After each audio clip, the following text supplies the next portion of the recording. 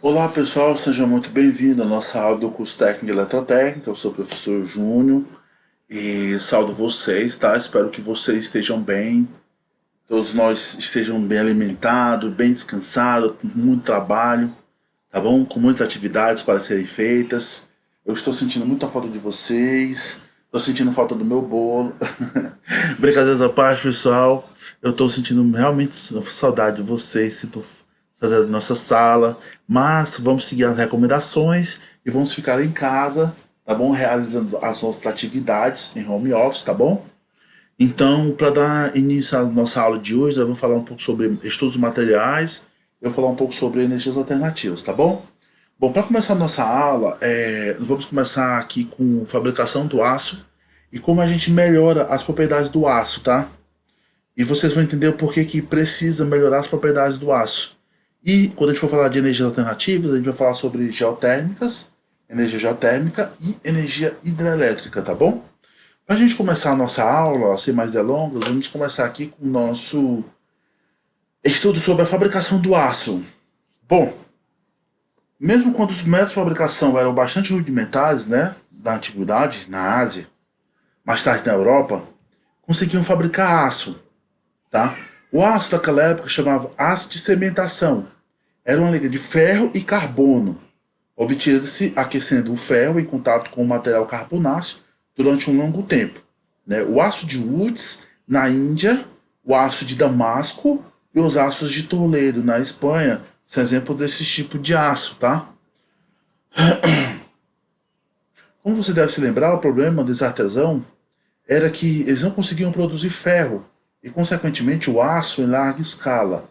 O grande salto da Revolução Industrial foi exatamente desenvolver métodos corretos para fabricar aço em melhor qualidade e em quantidades que atendessem às novas necessidades da indústria que surgiam, tá?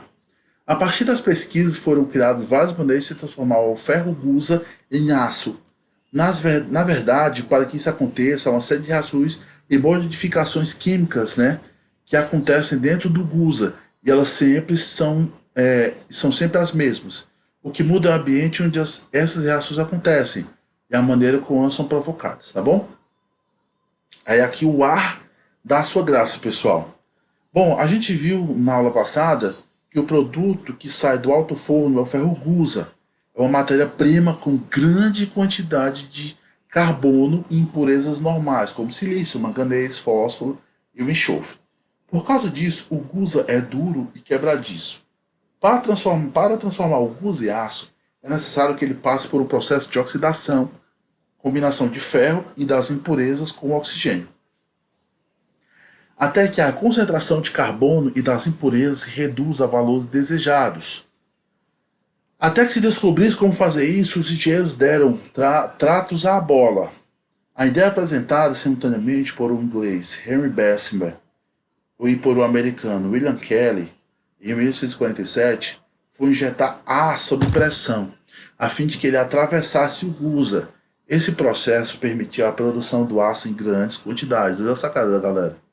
Os fornos que usam esse princípio, hoje, a injeção de ar ou oxigênio diretamente no gusa líquido, são chamados de conversores e são de vários tipos. Os mais conhecidos nós vamos estudar juntos, que é o conversor Bessemer, o conversor Thomas e o conversor LD, né? Linz-Donowitz. São os nomes dos tipos de conversores, tá? O primeiro conversor sobre o qual vamos falar é o Bessemer. Ele é constituído por uma carcaça de chapa de aço soldada e rebitada. Essa carcaça é revestida internamente com grossa camada de material refratário, geralmente é material cerâmico, que ele tem a função de reter calor. Então, toda vez que a gente fala sobre material refratário, é material que concentra calor, tá? Seu fundo é substituível e é cheio de orifícios por onde entra ar sob pressão. A grande sacada desse forno é seu formato. Os livros técnicos dizem que parece uma pera estilizada e que permite seu basculamento. Ou seja, o que é bascular é você virar o forno. Ou seja, o forno a gente consegue virar ele da posição vertical para a horizontal, tá? Quer dizer que ele é montado sobre eixos que permite colocá-lo na posição horizontal para a carga do gusa e descarga do aço. e na posição vertical para a produção do aço. Esse forno não precisa de combustível. A alta temperatura é alcançada e mantida devido às reações químicas que acontecem quando o oxigênio é injetado dentro, quando entra em contato com o carbono. Imagina, pessoal, lembra do triângulo do fogo? Quando a gente tem a combustão, né? Nós temos o combustível, o comburente e o oxigênio, tá? Quando a gente injeta oxigênio, a gente aumenta esse fogo, tá? Esse calor ele vai aumentar. Então, não há inserção de combustível. Teoricamente, o combustível já é o ferro gusa, que ele está sofrendo reação química quando entra em contato com o oxigênio, né? Bom, nesse processo, o ferro, né, na combinação do oxigênio com ferro, a gente forma alguns fenômenos químicos. No caso aqui, a gente forma o óxido de ferro, por sua vez se combina com o silício, manganês e o carbono, eliminando as impurezas sob forma de escória e gás carbônico. Esse ciclo dura em média 20 minutos e o aço resultante desse processo tem a seguinte composição: 0,10% ou menos de carbono, 0,005 de silício, 0,50 de manganês, 0,08 de fósforo e 0,25 de enxofre. Isso em porcento. E aqui nós temos uma ilustração do forno Bessemer, tá? Bom, quando ele está na horizontal, aqui é para retirada do aço e inserção do gusa. Na vertical é onde vai haver as reações. Insere A por baixo, e aqui vai haver a reação química, a chama, né? E esse elemento poroso aqui é o refratário. E aqui é o metal no nível líquido, tá ok? Outro conversor é o Thomas, bastante semelhante ao Bessemer. Ele é basculante, também processa gusa líquido, é também usado nesse processo. A diferença no revestimento refratário conversor, que é feito de um material chamado dolomita, que resiste ao ataque da escória à base de cal. Por isso esse material permite trabalhar com gusa com alto teor de fósforo. As reações químicas que acontecem dentro desse conversor são as mesmas que acontecem no conversor Bessemer, né? Ou seja, a oxidação das impurezas, ou seja, enxofre, né? Ele vai se recombinar com o oxigênio, fazendo óxido de enxofre. Isso acontece com todas as impurezas, tá bom? Esse processo, porém, tem duas desvantagens. Ele não elimina o enxofre do gusa e o revestimento interno do forno é atacado pelo silício. Assim, o gusa deve ter baixo teor de silício. Já o LD usa também o princípio de injeção do oxigênio. A diferença é que o oxigênio puro é soprado sob pressão na superfície do gusa líquido. Essa injeção é feita pela parte de cima do conversor. E aqui a gente vai conhecer. Bom, o Bessemer, o ar comprimido, ele vem de baixo, atravessa o gusa e sai em forma de chama e gás carbônico, né? A união do oxigênio com carbono e fazendo as reações químicas unindo o oxigênio, né, com as outras impurezas. E esse conversor LD, ele é constituído de uma carcaça bem resistente ao calor, né? A injeção de oxigênio é feita por meio de uma lança metálica composta por vários tubos de aço. O jato de oxigênio é dirigido para a superfície do gusa líquido e as regiões de contato chamadas de zona de impacto. A zona de impacto, a reação de oxidação é muito intensa. A temperatura chega a atingir 2.000 a 3.000 graus. Isso provoca uma grande agitação no banho, o que acelera as reações de oxidação do gusa líquido. Nesse conversor, a contaminação do aço por nitrogênio é muito pequena, porque o oxigênio puro. Isso é um fator importante para o aço que passará no processo de soldagem, por exemplo, pois esse tipo de contaminação causa defeitos na solda. Então aqui nós temos o LD. Perceba que aqui é uma vareta, onde ele injeta o oxigênio na superfície. Então esse líquido aqui, né, que é o ferro líquido aqui, está no processo de aço, ele é muito agitado, né? E é a grande característica desse forno, tá? Os conversores têm uma série de vantagens: alta capacidade de produção, dimensão relativamente pequena, simplicidade de operação e o fato de altas temperaturas não serem geradas pela queima de combustível, mas pelo calor que se desprende no processo de oxidação dos elementos que constituem a carga do gusa líquido.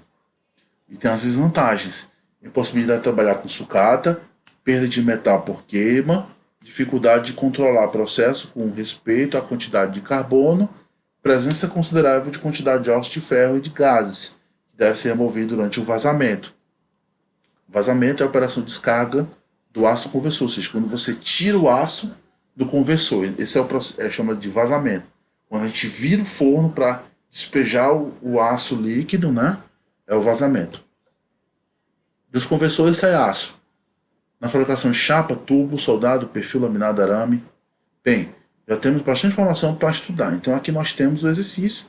Esse aqui é o exercício da página 55. Eu vou colocar lá no Google Classroom para vocês realizarem. E página 50, né, e 6. Exercício. Dá para fazer aço de sucata? Ah, boa pergunta.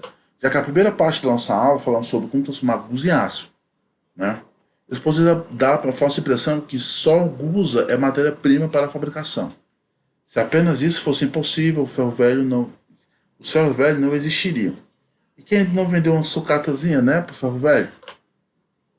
Pois bem, é nos fornos elétricos que se transforma sucata em aço. Por esse processo transforma-se energia elétrica em energia térmica, por meio do qual ocorre a fusão do gusa e da sucata, sob condições controladas de temperatura de oxidação do metal líquido. É um processo que permite também a adição de elementos de liga, que melhoram as propriedades do aço, que lhe dão características excepcionais. Por causa disso, é o melhor processo para a produção de aço de qualidade. Os fornos elétricos são basicamente dois tipos, arco elétrico e de indução.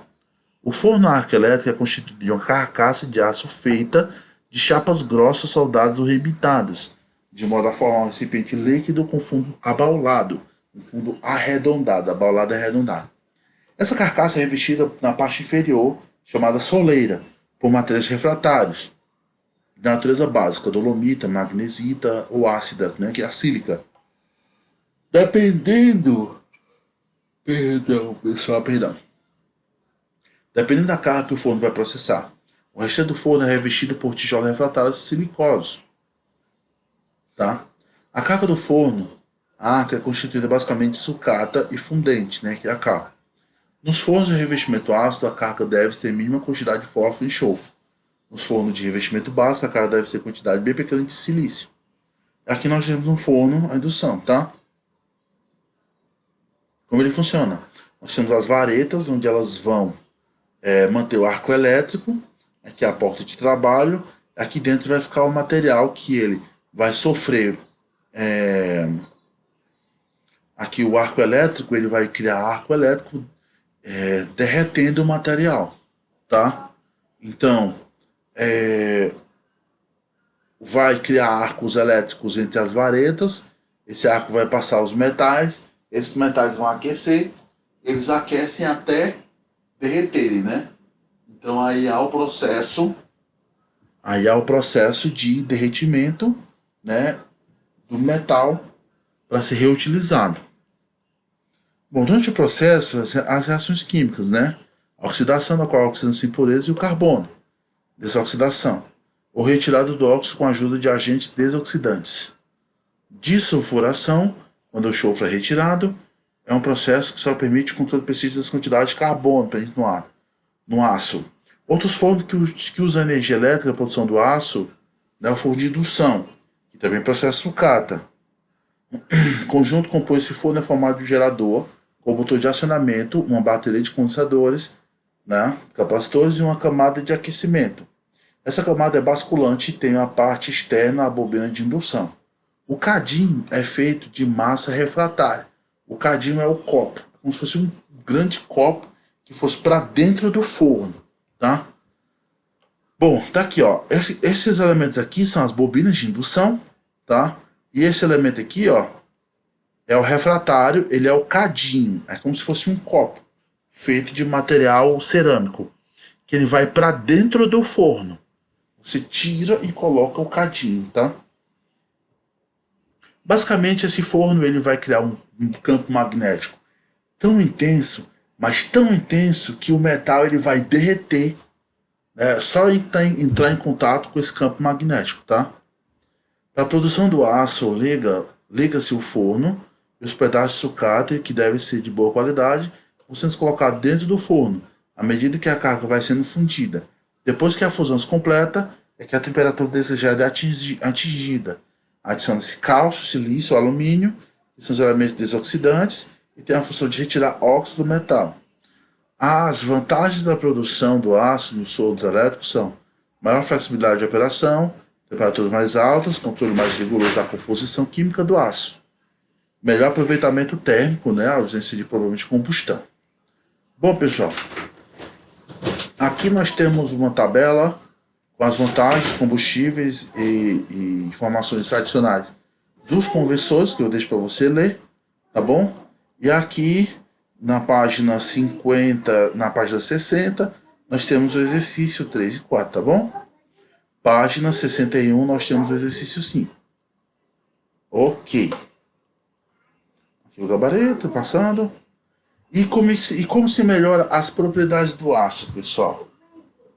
Como se melhora as propriedades do aço? Nós já estamos aqui em cima de aula, pronto. Do ponto de vista de produção industrial, quanto melhor forem as propriedades mecânicas do material qualquer, melhor será a sua utilização. Isso serve tanto durante o processo de fabricação quanto durante o uso da peça já fabricada. Não muito depois de ter aprendido a usar o cobre, o homem percebeu que o bronze, ou a mistura de cobre e estânio, era muito melhor do que o metal puro. Uma pausa. Então, pessoal, mesmo para quem agora não tinha parado para pensar, a certificação do processo de fabricação dos produtos industriais, a exposição do mercado, dá uma pista, né, do que está fazendo com relação à mistura de metais. Tá? Essa é a grande sacada, misturar metais.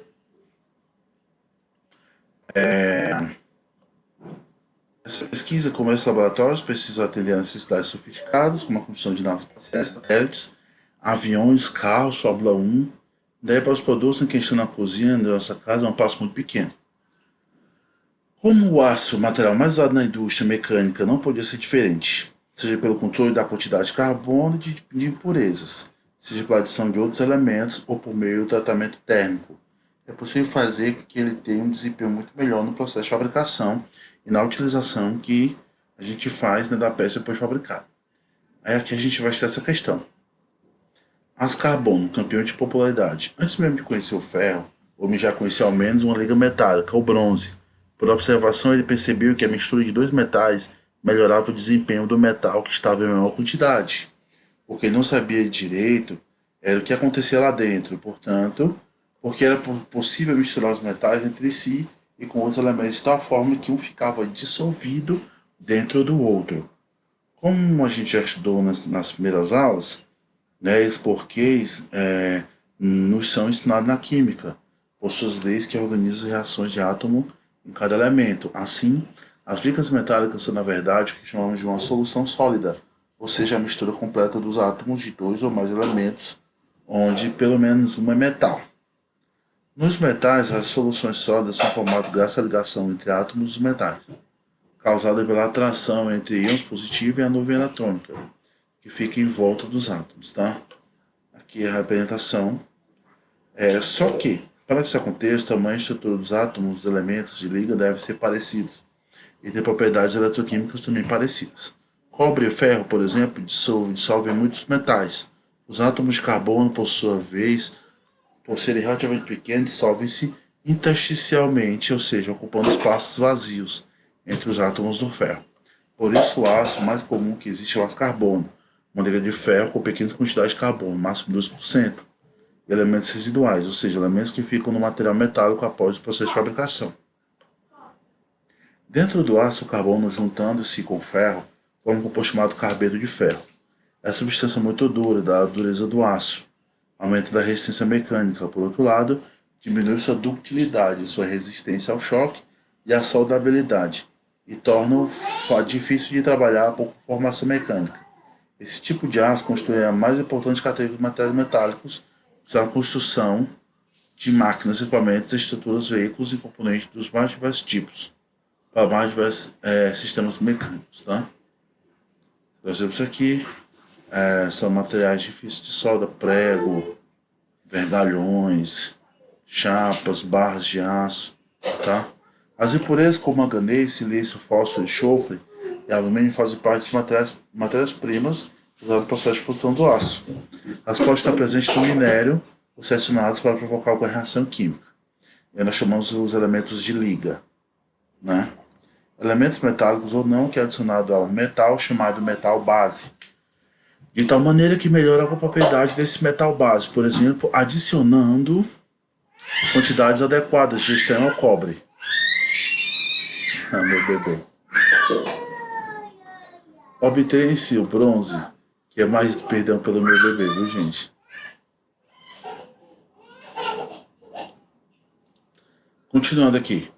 Por mais que seja controlado o processo de fabricação, é possível produzi-lo sem impurezas. E ela, de certa forma, tem influência sobre a propriedade desses materiais.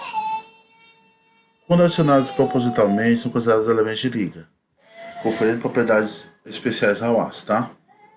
Manganês é encontrado na maior quantidade no aço. Se você está mesmo ligado, deve lembrar que na produção do aço ele é adicionado para auxiliar na desoxidação do metal líquido e para neutralizar o efeito nocivo do enxofre. Nesse processo, ele combina primeiro com enxofre, com o sulfeto de manganês. Isso aumenta a forjabilidade do aço, a temperabilidade, a resistência ao choque, né? Com limite elástico. Quantidade maior, combina com parte do carbono, como o carbono de manganês, que é muito duro, diminuindo a ductilidade, então tem a proporção correta. Outro elemento que é adicionado ao metal líquido para auxiliar a desoxidação é o alumínio, para acalmar o aço, ou seja, eliminar o desprendimento de gases que agitam o aço quando ele está se solidificando. A forjabilidade é a capacidade de metal ser forjado. Temperabilidade é a capacidade de metal endurecer por meio de um tratamento chamado têmpera. A gente vai ver mais para frente. O fósforo é o elemento cuja quantidade presente no aço deve ser controlada principalmente em aços duros, com o teor de carbono. Quando ultrapassa certo limite, ele faz o aço ficar mais duro ainda, por isso mais frágil a frio. Isso quer dizer que a peça de aço com valores indesejáveis de fósforo pode quebrar facilmente quando usada a temperatura ambiente. Tá? Um teor de fósforo de 0,04% faz o aço se romper se for deformado a quente. Deformado a quente. Tá? Enxofre é uma impureza muito difícil de ser eliminada. No aço pode se combinar com ferro e formar sulfeto ferroso, que faz o aço se romper, com facilidade de ser laminado, forjado e envergado em temperaturas acima de 1000 graus. Sabendo que o enxofre se combina melhor com manganês do que com ferro, os profissionais que entendem de metalurgia colocam no aço uma quantidade de manganês 2 vezes maior que a de enxofre, porque ele vai preferir se combinar com manganês. Forma um sulfeto de manganês. Né? Aí aqui forma um sulfeto de manganês, semelhante ao do aço, por isso sua presença no aço é tão nociva. Aqui fala o lingote, né, que é uma barra de metal fundido. O silício é acrescentado ao metal líquido para auxiliar a desoxidação e impedir formação de bolhas nos lingotes, tá? Ele está presente no aço em teor a 0,6% e não tem grande influência sobre suas propriedades. Enxofre, manganês, silício e alumínio também formam dentro do aço composto chamado inclusões não metálicas. As inclusões são partículas alongadas em forma de esfera muito pequena que fica espalhada no meio do material metálico. Alumínio, por exemplo, combina-se com oxigênio e forma um composto chamado alumina. Quando em quantidade reduzida, a alumina, que se apresenta sob a forma de partícula muito pequena, afeta minimamente a propriedade do aço. Outras inclusões não metálicas são silicatos, formados a partir de silício, o espaçamento de microtrincas na estrutura, os sulfetos formados a partir de enxofre. Caso menor influência que os silicatos no surgimento de microtrincas. Aí aqui temos, para estudar, temos o exercício, tá? Página 68. Página 69. Tá ok? E o que usar para melhorar? Na verdade, tem três possibilidades de melhorar a resistência mecânica de qualquer metal. Processo de fabricação, conformação mecânica, prensagem de laminação, por exemplo, pode também tratar o metal termicamente, ou seja, submeter ao aquecimento e resfriamento, são funções controladas, ou acrescentar elementos de liga. Tudo isso vai mexer com a estrutura do metal base, de acordo com o que já é estudado na lição sobre propriedades materiais. Tá? Bom, a parte de metais eu vou parar por aqui, na próxima aula a gente continua, tá bom? Vamos mudar para fontes alternativas, tá certo? Aqui, pronto. Fontes alternativas, pessoal, Nós vamos entrar aqui na aqui, energia geotérmica, tá? Bom, energia geotérmica, tá? Existe desde que o nosso planeta foi criado. Geo significa terra e térmica está ligada à quantidade de calor. Abaixo da crosta terrestre constitui-se uma rocha líquida, o magma. A crosta terrestre flutua nesse magma, que por vezes atinge a superfície através de um vulcão ou de uma fenda. Nós temos aí a erupção do vulcão, tá? Os vulcões, as fontes termais e as fumarolas são manifestações conhecidas dessa fonte de energia. O calor da Terra pode ser aproveitado para usos diretos, como aquecimento de edifícios, estufa ou para a produção de eletricidade em centrais geotérmicas. Em Portugal, existem alguns aproveitamentos diretos, como o caso da Central Geotérmica de São Miguel, nos Açores, uma região de Portugal.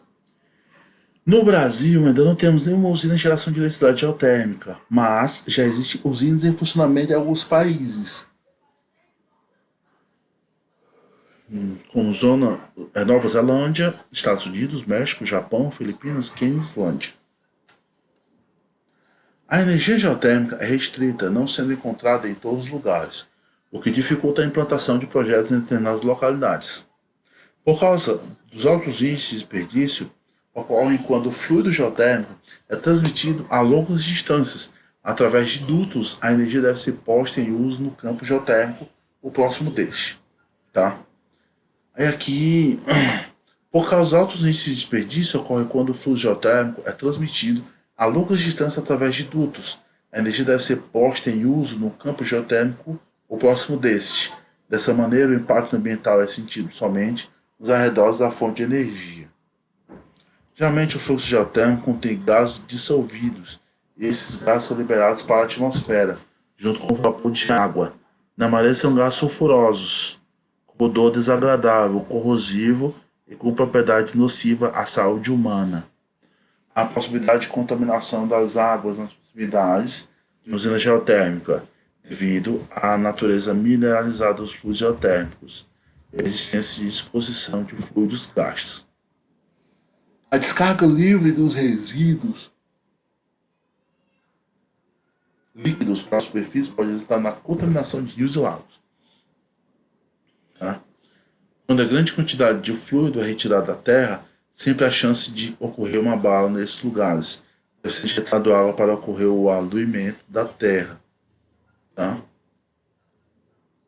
Bom, na energia geotérmica, nós temos aqui a geração de energia através do calor da terra. Né? Então, como funciona? Geralmente, nas geotérmicas, o pessoal ele cava a terra alta até grandes profundidades para ter contato com esses gases, né, e essa água pressurizada em forma de vapor, tá?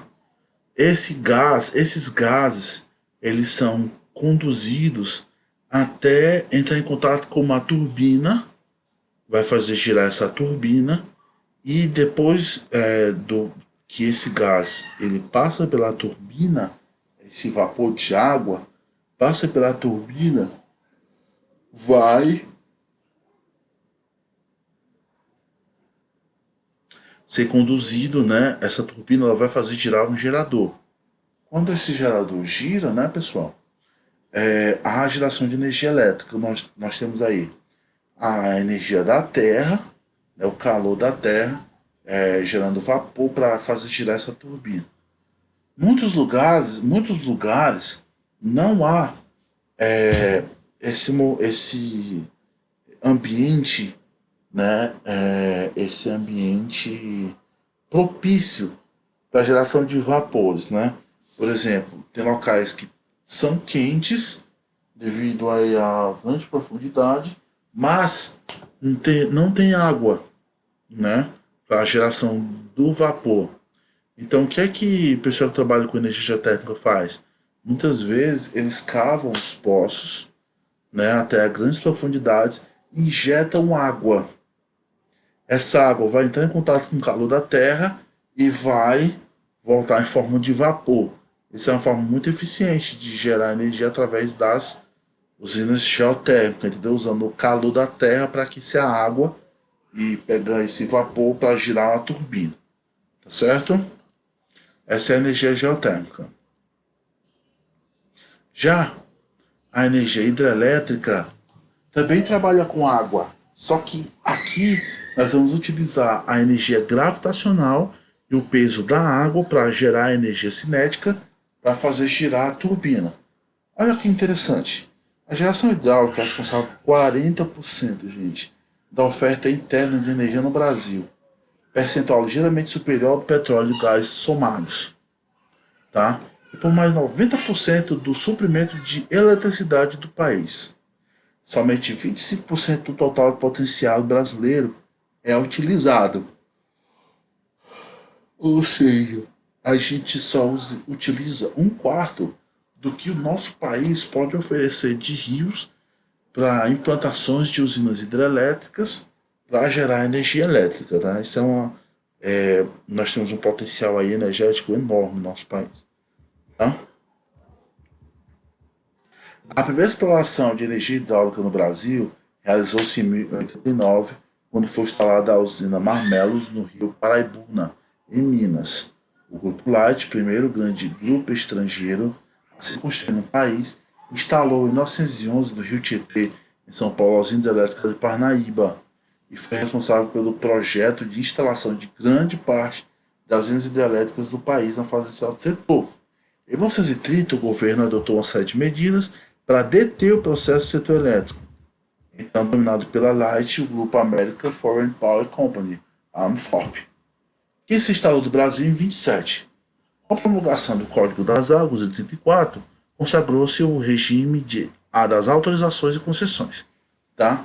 Foi incorporado ao patrimônio da União as usinas hidráulicas situadas em águas públicas de uso comum, né, e dominiais. Bom, passando um pouco mais para frente, normalmente constrói-se diques que represam o curso da água, acumulando no reservatório que se chama barragem. Esse tipo de usina hidráulica é denominado usina com reservatório de acumulação, ou seja, cria-se uma grande parede, né, uma barragem no rio e faz com que esse rio ele comece a acumular água, por isso que chama-se reservatório de acumulação. Em outros casos, existem diques que não param o curso da água, mas obrigam a passar pela turbina de forma a produzir eletricidade, denominando-se usina a fio d'água. Quando se abrem as comportas da barragem, a água presa passa pelas lâminas da turbina, fazendo-a girar. A partir do movimento de rotação da turbina, o processo repete-se, ou seja, o gerador ligado à turbina transforma a energia mecânica em eletricidade. A energia elétrica gerada é levada através de cabos ou barras condutoras dos terminais do gerador até o transformador elevador, onde tem a sua tensão elevada. Tá? Bem simples, né, pessoal? Aqui no sul do Brasil se destacam as hidrelétricas de Itaipu e Itá, capacidade instalada até 1.400 megawatts, sua capacidade total, né, a capacidade instalada, e de Itaipu é 12.600 megawatts, Itá 1.400, Itaipu 12.600. São 18 unidades geradoras, 700 megawatts cada uma. Tá? Bastante coisa, pessoal. Aqui, a ausência Gargantas no Yangtze terá capacidade de 18.000 megawatts. Ou seja, essa usina já existe, tá? Muito grande. Então aqui, pessoal, nós temos imagens de uma turbina lá em Itaipu, tá? Olha que interessante. Aqui é o eixo que conecta a turbina ao gerador, tá? No caso, turbina ao gerador. Aqui são os dutos onde passa a água, tá? Aqui eixo gerador, turbina, manutenção do gerador. Aqui é a bobina, tá? Aqui é a turbina, em cima a bobina. E aqui é a subestação elevadora, né? E os problemas causados pelas hidrelétricas. Um dos maiores problemas causados pelas hidrelétricas é a área ocupada pelos reservatórios d'água, que pode chegar a milhares de quilômetros quadrados, provocando além de desmatamento e desapropriação de imóveis, sem se falar das perdas provocadas na fauna e flora que beiram os rios que serão represados.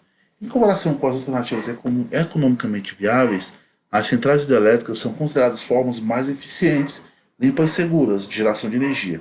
Suas atividades provocam a emissão incomparavelmente menor de gases causados do efeito de estufa do que as termoelétricas movidas a combustíveis fósseis, além de não devolverem risco implicado pelo processo na operação de usinas nucleares. Tá? Ou seja, dos processos de geração de energia no Brasil ainda é o menos maléfico. Tá? Gente, é o que é mais utilizado na geração de energia no nosso país hoje são as hidrelétricas, né? Tem esses problemas que atacam a fauna e a flora, porque quando vai se represar água, grandes extensões de terras ficam submersas, né? A construção e a utilização de usinas pode ter uma série de consequências negativas, que abrangem alterações de características climáticas, hidrológicas, geomorfológicas, até a morte de espécies que vivem nas áreas de inundação nas proximidades. A construção da usina de Porto Primavera, por exemplo, reduziu a planície de inundação do Rio Paraná para quase a metade dos 809 quilômetros originais. O desajuste do regime hidrológico afeta a biodiversidade da planície e pode acarretar a interrupção do ciclo de vida de muitas espécies, né, mais comumente peixe, grande porte e migratório, e a multiplicação de espécies sedentárias de menor valor, que consequentemente afeta a população ribeirinha que vive da pesca, além do represamento do rio e formação do reservatório, aliada à modificação do ambiente decorre da presença do homem, migrações relacionadas à obra, provoca o desequilíbrio do ecossistema e favorece a propagação de inimigos, né? Tá bom? Então, pessoal, eu vou deixar o restante desse texto aqui para vocês lerem, até o objetivo da atividade, até a página 46. Tá bom? Página 46. E eu quero que vocês façam um resumo dessa aula sobre energia geotérmica e energia hidrelétrica, tá bom? Espero que vocês tenham gostado da nossa aula. A gente vai ficando por aqui. Eu mando um grande abraço para vocês. E vamos nos falando nos grupos de WhatsApp que eu criei, que eles foram montados justamente para tirar dúvidas, tá bom? Então, um grande abraço para vocês. Nós ficamos por aqui.